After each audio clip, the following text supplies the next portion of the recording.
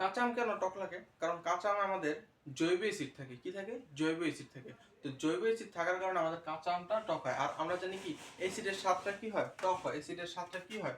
টক হয়। আবার তোমরা অ্যাসিড জিহ্বায় দিয়ে দেখো না তখন শেষ। অ্যাসিডের স্বাদ কি? টক হয়। অ্যাসিডের স্বাদ কি? টক হয়। তো আমাদের কাঁচা আমে কি থাকে? কাঁচা আমে কি কি অ্যাসিড থাকে? কাঁচা আমে আমাদের থাকে সাকসিনিক অ্যাসিড, সাকসিনিক অ্যাসিড, আরেকটা কি আছে? ম্যালোইক অ্যাসিড, ম্যালোইক অ্যাসিড, ম্যালোইক অ্যাসিড। ঠিক আছে? যখন আমটা পাকে তখন এই অ্যাসিডগুলোর কি রাসায়নিক পরিবর্তন হয়ে এই অ্যাসিডগুলো কি হয়ে যায়? গ্লুকোজ ও ফ্রুক্টোজে পরিণত হয়। কি হয়ে যায়?